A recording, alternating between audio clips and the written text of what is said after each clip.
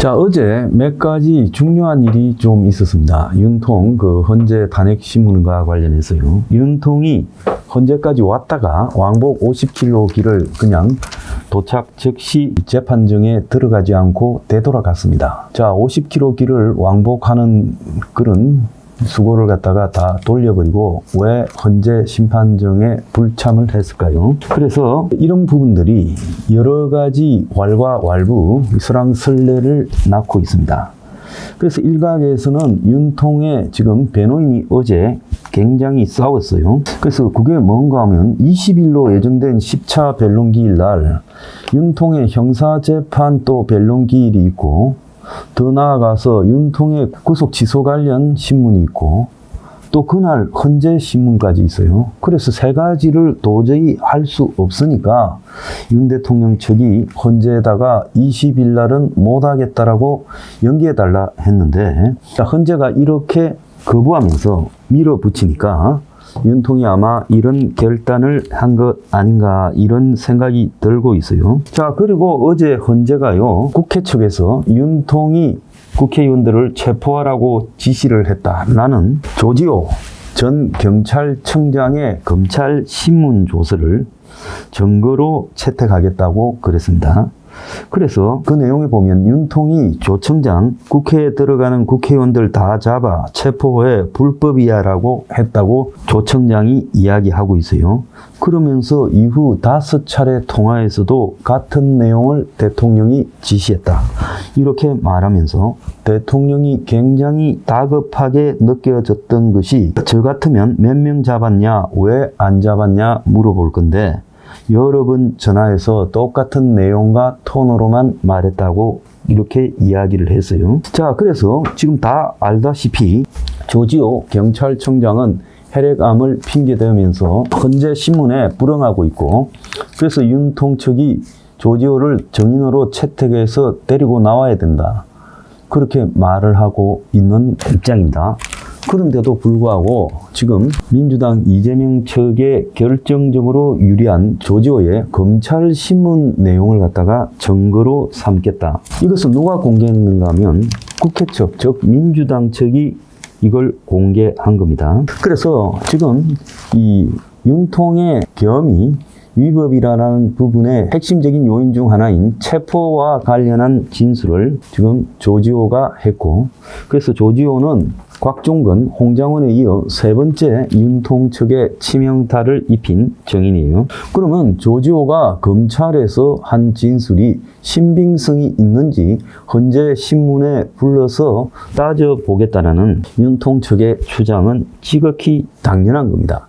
그런데 어제 문행배가 뭐라 했는가 하면, 현재로서는 조청장이 헌재에 나올지 재판부도 알 수 없는 상황이다, 이렇게 말을 했어요. 그러면서 어제 9차 변론에서 헌재가 서면 증거를 갖다가 조사하고 탄핵 소추 사유에 대한 국회와 윤 대통령 양측의 입장을 듣는 방식으로 진행이 됐는데, 거기에서 국회 측, 즉 민주당 측이 윤통 탄핵 소추 사유를 설명하는 과정에서 조지호와 문상호 전 정보사 사령관 등의 검찰 피의자 신문 내용을 공개했는데, 거기에 보면 계엄 이튿날 새벽 1시 주변에 윤통이 조청장에게 무려 6번이나 전화를 해서 다 잡아 체포해라 했다는 거예요. 그래서 어제 윤통 측의 변호인으로 나선 조대현 변호사는, 자, 이분은요, 참고로 전직 헌법재판관 출신입니다. 법정에 출석하지 않아 조지호를 이야기하는 거죠.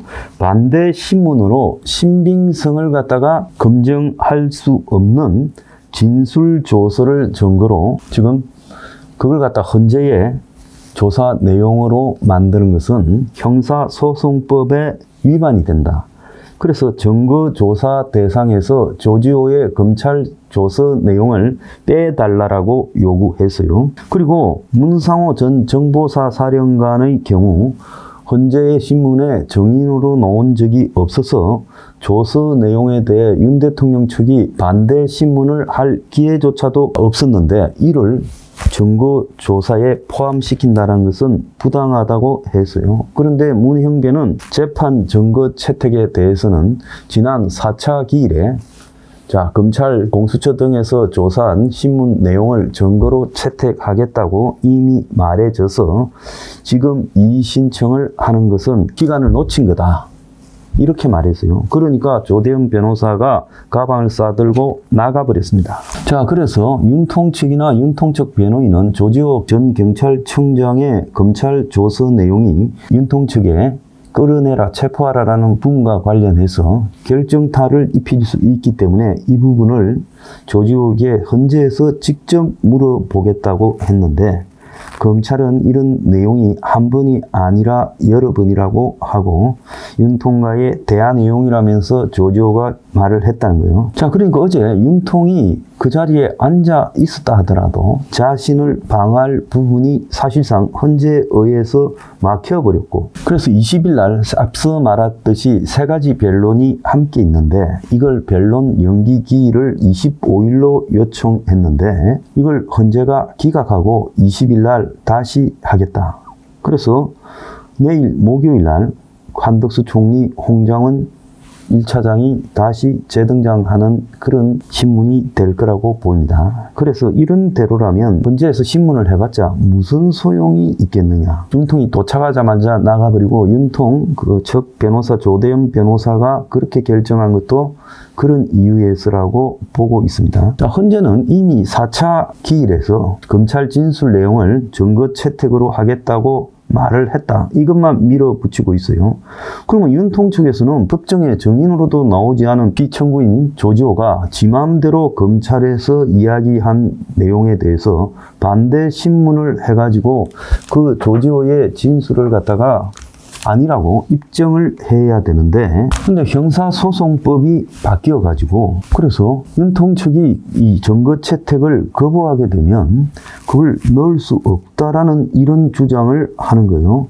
그래서 어제 조대현 변호사가 매우 화가 나가지고 지금 가방을 싸서 중간에 나가 버렸다는 거예요. 그래서 이것이 이제 윤통 측의 중대 결심의 전초전이 아닌가 이렇게 지금 보여요. 그래서 이제 일각에서는 들려오는 이야기가 뻔히 짜놓고 가는 이 탄핵판에 윤통이 둘러리 서줄 필요가 없다. 자진 하야를 할 것 같아, 이런 소문들이 나오고 있는데, 그래서 헌법재판소의 불공정 재판에 대해서 자진 하야로 저항하는 명분을 쌓아 강성 보수지지층을 끌어내면 조기 대선에서 정권 재창출 가능성을 높이는 것 아니냐, 이런 이야기를 하면서 하야설을 말하고 있습니다. 그래서 윤통은 지금 형사소송법이 개정된 부분을 적용받지도 못하고 검찰에서 임의로 압박에 의해서도 했을 수 있는 그런 증거들을 헌재가 증거로 쓰겠다고 하고,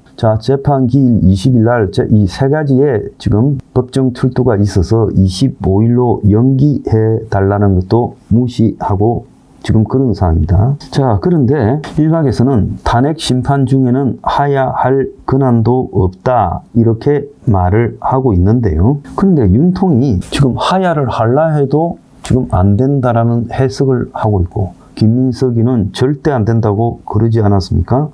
그러니까 하야를 해가지고 무슨 자진 하야, 정치적 희생양, 순교자 프레임, 제가 봤을 때는 그 의미가 없어요. 저는 윤통이 이쯤 되면 헌법재판소를 거듭 차버리고 그들의 짜고 치는 고스톱에 대해서 낱낱이 국민 앞에 밝히고 무한 단식 투쟁으로 들어가야 된다.